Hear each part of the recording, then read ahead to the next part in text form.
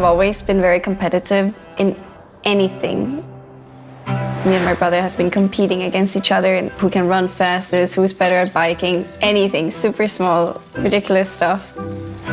I really like to do sports. I did volleyball for like 6 years. I got MVP 3 times in the tournament. That was pretty cool. It's just in my nature really to compete. So gaming was just very natural for me.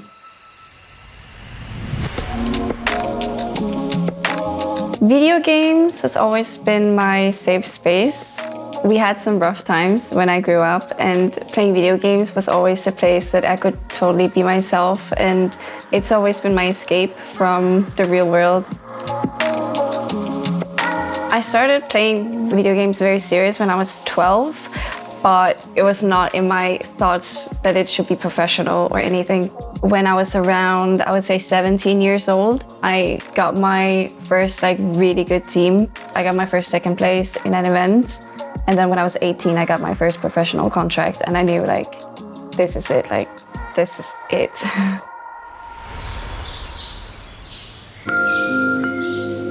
I'm all or nothing kind of person, and gaming was all I wanted, and I worked really hard every day.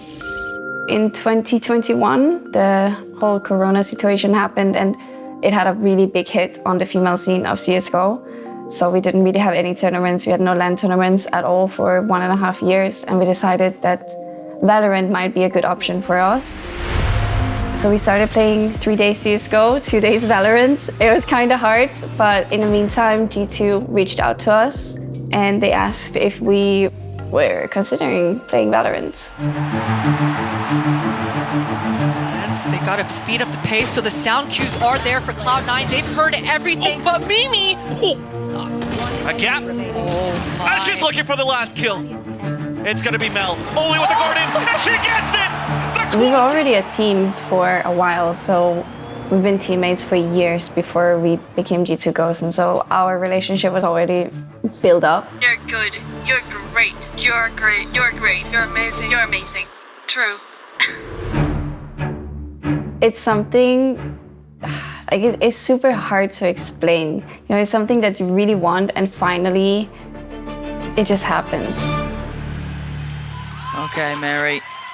Oh, she checks it! No way! And now it's all at 1K.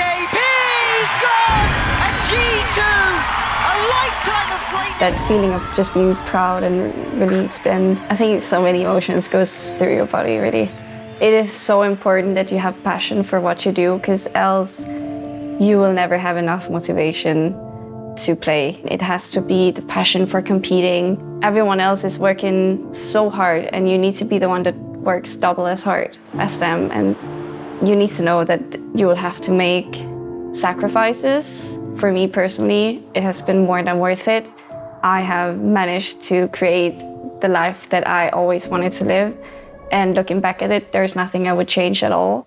That must be it, to love what you do. If you don't have passion for what you do, you probably won't get success with it. My first priority is always my team and practice, and I will always do my streaming around that. So let's get started. I started streaming when I was 17 years old, so that's about almost 9 years. Getting so old. Streaming was always a kind of space for me to grow as an individual. I was very shy growing up. I used to hate that. Just raising my hand in school would be the worst thing ever. For me, it was also just to challenge myself and really put myself in uncomfortable positions so I could get out of this bubble of being shy, because I really disliked it, but I couldn't push myself to do anything.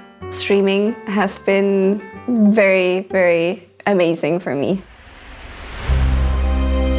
I've been competing in female tournaments ever since I was 14 years old, but nothing has been this big and this professional. So I am feeling super proud to have been a part of it from the very beginning. Our goals is to win all of the EMEA game changers. Last year we fell short in that, so that's an improvement we can do for 2023. And of course, going back to back at champions. That's our biggest goal for sure, but also participate in whatever we can participate in. We've been looking into all the teams. Everyone looks pretty solid, honestly, and it seems like that on a good day, almost anyone can take a map or the game from anyone. I'm very happy to see that people really took the time serious and have been practicing hard.